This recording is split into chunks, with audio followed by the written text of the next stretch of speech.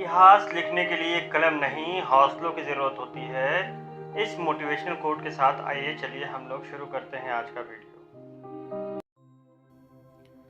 Hello everyone, surety centre में आप सभी लोगों का स्वागत है।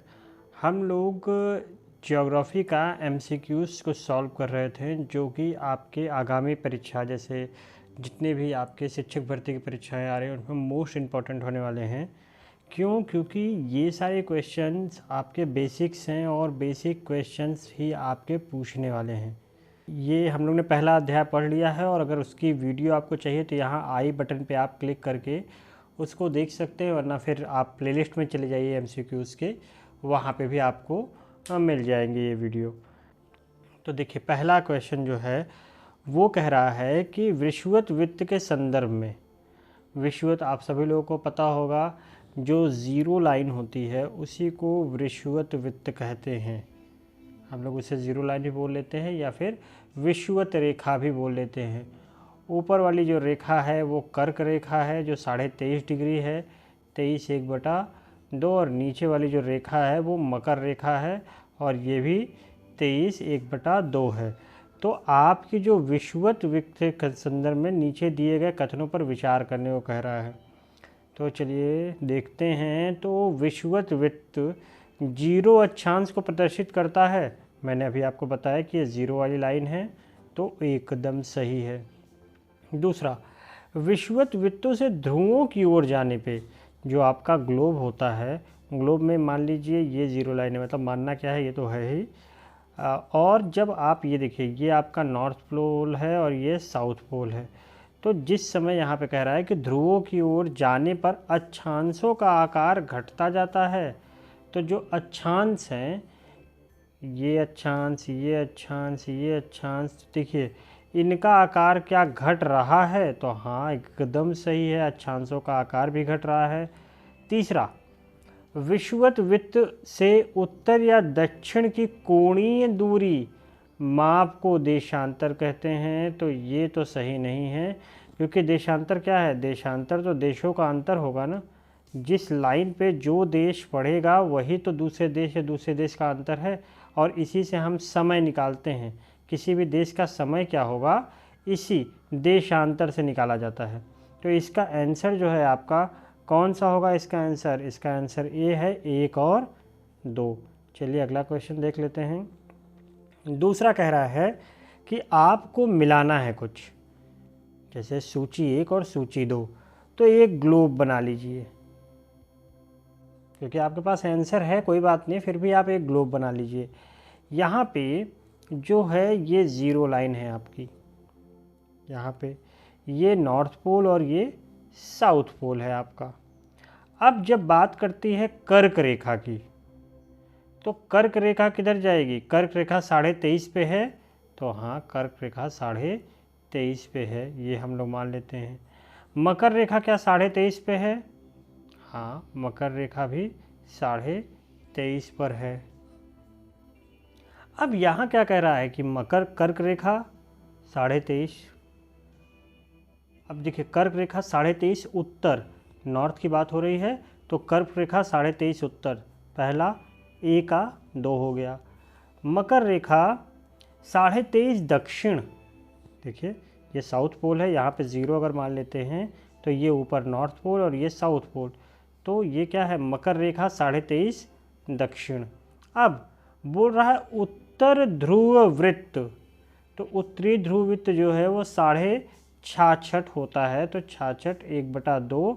तो ये देखिए उत्तर के बारे में बात कर रहा है, तो उत्तर कौन सा है? ये देखिए सी का चौथा, और फिर दक्षिणी ध्रुव वृत्त 66.5 दक्षिणी। तो इसका आंसर क्या है? देखिए ए का 2, बी का 3, सी का आपका सी का 4 और डी का 1। तो आपका आंसर क्या निकल आया? इसका आंसर निकल आया आपका सी वाला। अब देखिए अगला जो क्वेश्चन है वो बता रहा है आपको कि कौन से युग्म सुमेलित करना है, सुमेलित नहीं है। तो सबसे पहला अगर हम लोग बोल रहे हैं करेक्ट मेथड, तो क्या कर्क रेखा सुमेलित नहीं शब्द बोल रहा है? नीचे दिए गए युग्मों में कौन से सुमेलित नहीं है? तो 1 और 2, कर्क रेखा एवं मकर रेखा के बीच क्षेत्र शीत कटिबंधी है। तो कर्क रेखा, मैंने आपको अभी ग्लोब दिखाया था, कर्क रेखा ये रहा, मकर रेखा, तो क्या ये शीत कटिबंधी हैं? तो शीत तो यहाँ नहीं पड़ती, यहाँ तो गर्मी पड़ती रहती है, तो ये नहीं। अगर आपने ज्योग्राफी के लेक्चर्स नहीं देखे हैं तो आप जाकर ज्योग्राफी के लेक्चर्स को ज़रूर देखिएगा, वहाँ पे आपको सारी चीज़ें क्लियर होंगी कि कब कहीं ठंड पड़ती है, कब कहीं गर्मी पड़ती है। हल्के हल्के छोटे छोटे कॉन्सेप्ट हैं, पर मैं आपको यहाँ पे थोड़े थोड़े कॉन्सेप्ट दे दे रहा हूँ। तो ठंड का इलाका नहीं है, मान लीजिए आप इंडिया में रहते हैं, तो क्या इंडिया में ठंड पड़ती है? जब पहाड़ों पे जाते हैं तो आपको ठंड पड़ती है। यही आप रशिया में होते तो चाहे आप पहाड़ पे रहें, ज़मीन पे, वहाँ पे आपको परमानेंट ठंड मिलेगी। तो क्या ये यहाँ पे शीत आपको मिलेगी? तो नहीं मिलती। दूसरा, कर्क रेखा एवं वृषवत वृत्त के बीच क्षेत्र शीतोष्ण कटिबंधी हैं। तो क्या ऐसा भी है? तो ये भी नहीं है। तो 1 और 2 क्या सही है, सुमेलित नहीं है? नहीं। दूसरा, तीसरा देखते हैं, दक्षिणी ध्रुव वृत्त एवं दक्षिणी ध्रुव के बीच का क्षेत्र उष्ण कटिबंधी है। अब यहाँ पर देखिए, दक्षिणी ध्रुव वृत्त एवं दक्षिणी ध्रुव। अब दक्षिणी ध्रुव वृत्त जब हम लोग ने देखा था तो कहाँ था? यहाँ था। और ये क्या इनके बीच का क्षेत्र उष्ण कटिबंधी है? तो ये भी तो गलत है। उष्ण कटिबंधी कहाँ है? ये 23.5 to 23.5 वाला उष्ण कटिबंधी, यहीं पे गर्मी पड़ती है, इसी में जब बारिश होती है तो उमस होती है। तो यहाँ पे क्या, यहाँ से लेके यहाँ तक का एरिया उष्ण कटिबंधी है? तो नहीं। आपका आंसर क्या होगा? उपयुक्त में से कोई सुमेलित नहीं है। क्लियर है? अगला देख रहे हैं। अब अगला क्वेश्चन देख लेते हैं। क्वेश्चन कह रहा है निम्नलिखित कथनों पर विचार करना है, और पहला है कि विषुवत वृत्त से ध्रुवों तक स्थित सभी समांतर वृत्त को अक्षांश वृत्त कहते हैं। तो हम लोग इसको क्या कह रहे थे अभी? इसी वृत्त को जो ये गोल गोल गोल गोल घूम के जा रहा है, तो ये अक्षांश वृत्त हैं। हाँ है, इसका मतलब ये सही है। दूसरा, सभी अक्षांश रेखाओं का आकार समान होता है। तो ऐसा तो है नहीं, क्योंकि ये अक्षांश रेखा बड़ी तो ये क्या होगी? छोटी हो जाएगी। मान लीजिए ये बड़ी, ये छोटी, ये छोटी, ये और छोटी। तो देख रहे हैं ये छोटी है तो क्या समान रहता है? तो गलत। तो इसका आंसर क्या हो जाएगा? केवल 1। अगला देख लेते हैं। अगला क्वेश्चन है आपका कि उत्तरी ध्रुव से दक्षिणी ध्रुव को जोड़ने वाली संदर्भ रेखा को क्या कहा जाता है? अब इसका आंसर है देशांतरीय यमुनोत्तर रेखाएं। देशांतरीय। अब उत्तरी ध्रुव से दक्षिणी ध्रुव को जोड़ने वाली, अब दिखा रहा हूँ मैं आपको, ये जो ये रेखा जाती है, ये रेखा जाती है और ये रेखा जाती है, कहीं भी उत्तरी ध्रुव को क्या दक्षिणी ध्रुव से जोड़ रही है? नहीं जोड़ रही है। तो ये रेखा जोड़ रही है, यहाँ से ये ऐसे जाती है, ये ऐसे जाती है, जिसे हम लोग देशांतर रेखा भी बोलते हैं। तो हाँ, ये उत्तरी ध्रुव को दक्षिणी ध्रुव से जोड़ रही है। तो उत्तरी ध्रुव से दक्षिणी ध्रुव को जोड़ने वाली संदर्भ रेखा को क्या कहते हैं? तो यही तो कहेंगे देशांतरी यमुनोत्तर रेखाएं कहते हैं। अगला क्वेश्चन देख लेते हैं। किसी स्थान का मानक समय स्टैंडर्ड टाइम निर्धारित करने का आधार क्या होता है? तो अभी हमने बताया आपको, इसका प्रमुख होता है आपका यमुनोत्तर, जिसे मेरिडियन टाइम भी बोलते हैं, प्राइम मेरिडियन। क्लियर है? मैंने कैसे बताया? ये आपका ग्लोब है और यहाँ से ये रेखा, यहाँ से ये रेखा, यहाँ से ये रेखा। तो आपका जो भारत है 82.5, जो आप देखते होंगे 82.5 यमुनोत्तर लाइन से गुजरता है, और ये 82.5 से क्या है? 5.5 घंटा आगे चलता है। जो आपकी ग्रीनविच मीन टाइम है उससे हम लोग प्लस 5.5 घंटा लिखते हैं। हम लोग के यहाँ दिन पहले उगेगा और इंग्लैंड में दिन बाद में 5.5 घंटे बाद उगता है, इसलिए हम लोग क्या हैं? हम लोग पहले हैं। अगला देख लेते हैं। निम्नलिखित कथनों में से कौन से सत्य हैं? तो पहला, प्रमुख यमुनोत्तर तथा 180 यमुनोत्तर मिलकर पृथ्वी को समान भागों पूर्वी गोलार्ध एवं पश्चिमी गोलार्ध में विभक्त करती हैं। तो देखिए, प्रमुख यमुनोत्तर तथा 180 यमुनोत्तर मिलकर, पृथ्वी के समान भागों पूर्वी गोलार्ध एवं पश्चिमी गोलार्ध में विभक्त करती हैं। तो आपने कभी ये देखा होगा, ये ऐसे गोला है, आपने देखा होगा यहाँ तक रशिया आता है। अगर आपने मैप कभी देखा हो तो यहाँ तक रशिया आता और यहाँ तक यूएसए आता है, अलास्का का पार्ट। तो यहाँ पे एक लाइन ऐसे ऐसे टेढ़ी टेढ़ी करके खींची गई होगी। इसी को क्या बोलते हैं? इसी को 180 यमुनोत्तर लाइन बोलते हैं। और इसी को क्या होता है, ये दोनों देशों को क्या कर रही है, एक तो चेंज कर रही है, अलग अलग कर रही है, साथ ही साथ क्या कर रही है, ये गोलार्ध को आधे में एक तरीके से काल्पनिक रेखा के तरीके से बांट भी रही है। तो ये क्या सही है? तो हाँ सही है। दूसरा, 180 पूर्व एवं 180 पश्चिमी यमुनोत्तर एक ही रेखा पर स्थित है। ये भी देखिए, ये पूर्व 180 और ये पश्चिमी 180 दोनों किस पे? एक ही रेखा पर स्थित है, तो सही है। क्लियर होना चाहिए आपको। तो इसका आंसर क्या हो गया? दोनों, 1 और 2 दोनों। अगला क्वेश्चन देखते हैं कि नीचे दिए गए कथन एवं कारणों पर विचार कीजिए। है कि ग्रीनविच से पूर्व के स्थानों का समय ग्रीनविच समय से आगे होता है तथा पश्चिम के स्थानों का समय पीछे होता है। तो मैंने आपको बताया कि इंडिया का समय क्या है? 5.5 घंटा पहले है। बाकी और किसी देश का, यूएसए का आप देखेंगे तो यूएसए का माइनस में आता है। क्यों? क्योंकि हमेशा पूर्व के स्थानों का समय क्या होगा? आगे होगा। दूसरा कहता है कि पृथ्वी अपने काल्पनिक अक्ष पे पूर्व से पश्चिम की ओर घूमती है। तो ये गलत है, वो पश्चिम से पूर्व की ओर घूमती है। ये ऑप्शन गलत है। तो आपका आंसर क्या हो जाएगा? ए सही है और आर गलत है। अगला क्वेश्चन देख लेते हैं। तो अगला क्वेश्चन है कि पृथ्वी को अपने अक्ष पर एक अंश घूमने में कितना समय लगता है? तो ये आप सभी लोगों को याद होना चाहिए, 4 मिनट लगता है।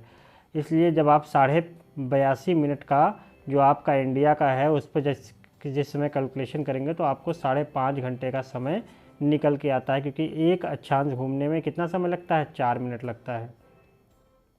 ये क्वेश्चन देख लेते हैं। यदि कोई स्थान ग्रीनविच से 20 अंश पूर्व में स्थित है तब ग्रीनविच और उस स्थान पर कितने समय का अंतर होगा? तो अभी अभी मैंने बताया कि एक अक्षांश घूमने में कितना समय लगता है? 4 मिनट का समय लगता है। तो चलिए इसको कैलकुलेट कर लेते हैं और आपको आंसर मिल जाएगा। तो एक घूमने में 4 मिनट लगा और 20 पूर्वी है, तो 10 घूमने में कितना समय लगेगा? 40 मिनट लगेगा। और तो 40 मिनट लगेगा तो 20 सेकंड में कितना लगेगा? 80 मिनट लगेगा। 80 मिनट को अगर हम घंटों में कैलकुलेट करें तो 1 घंटा और 20 मिनट आएगा। देखिए कैलकुलेशन आपके सामने है कि 1 घंटा और 20 मिनट आएगा। एक अक्षांश में 4 मिनट, तो 10 अक्षांश में कितना हो गया? 40 मिनट। 20 अक्षांश में कितना हो जाएगा? 80 मिनट। और 80 मिनट को अगर हम लोग घंटे में कैलकुलेट करें तो 80 मिनट 1 घंटा 20 मिनट। देखिए यही आपका आंसर है, आंसर बी, 1 घंटा 20 मिनट। तो कभी भी आपको आए, आप अक्षांश के हिसाब से, अगर आपको पता है कि एक अक्षांश घूमने में 4 मिनट लगता है तो आप कितने भी अक्षांश हो आप उसका आंसर निकाल सकते हैं। चलिए अगला क्वेश्चन देख लेते हैं। अगला क्वेश्चन है कि भारत के किस यमुनोत्तर देशांतर रेखा के स्थानीय समय को भारत का मानक समय माना जाता है? तो आपको मैंने बार बार बताया कि इसका आंसर है 82.5 डिग्री, 82.1/2। और इसे क्या बोलते हैं? 82.30। अब देखिए आप कहेंगे कि यहाँ तो सर थोड़ा सा कन्फ्यूजन हो गया कि 82-30 ये भी है, 82-30 ये भी है। तो देखिए मैं आपको थोड़ा सा मैप क्लियर कर दूँ कि ये अगर आपका मैप है तो इसको 4 भाग में जब आप डिवाइड करेंगे तो आपका इंडिया कहीं यहाँ पड़ता है। अगर आपने मैप देखा होगा तो ये तो आपको पता है कि नॉर्थ है, तो ये साउथ है। ये आपको पता होना चाहिए ईस्ट। जिस समय हम लोग कहते हैं नागालैंड की बात करते हैं, आसाम की बात करते हैं, तो हम लोग कहते हैं क्या? पूर्वोत्तर राज्य हैं। तो वो किस तरफ पड़ते हैं? इसी तरफ पड़ते हैं, तो ये ईस्ट का पार्ट है। और जो आपका अमेरिका है वो किधर का है? वो वेस्ट का पार्ट है। तो यहाँ देखिएगा, यहाँ 82.5, ये 82.5 ईस्ट की बारे में बात कर रहा है, पूर्व, ई और इक्वल टू ईस्ट। तो ये आपका क्या है? यहाँ पे आपका भारत का मानक समय कितना है? 82.5 डिग्री पूर्व में आपका है। अगला क्वेश्चन देख लेते हैं कि भारत का मानक समय ग्रीनविच के मानक समय से कितना आगे या पीछे है। तो मैंने आपको पहले ही बताया 5.5 घंटे आगे, 5.30 मिनट, 5.30 मिनट ये आगे है। क्यों? हम लोग पूर्व में हैं। इसी नक्शे पे आपने देखा क्या, यहाँ है और यहाँ पे ग्रीनविच टाइम है, तो यहाँ हम लोग किस तरह है, ईस्ट में है। तो ईस्ट मतलब पूर्व, तो जो व्यक्ति पूर्व में रहेगा उसके पहले दिन हो जाएगा, तो हम लोग 5.5 घंटे आगे हैं। तो अगर ये वीडियो आपको पसंद आई हो तो इसे लाइक ज़रूर कीजिएगा, दोस्तों के साथ शेयर कीजिएगा, और अगर आपको ये वीडियो और भी चाहिए तो कमेंट ज़रूर कीजिएगा। आपको अगला जो ये लेक्चर मिलेगा वो पृथ्वी की गतियाँ मिलेंगी, किस तरीके से पृथ्वी गति करती है उसके MCQ सॉल्व करेंगे हम लोग। तो अगर आपको पसंद आ रहा हो तो ज़रूर लाइक कीजिए, दोस्तों के साथ शेयर ज़रूर कीजिए, और फिर मिलते हैं अगले वीडियो में। जय हिंद।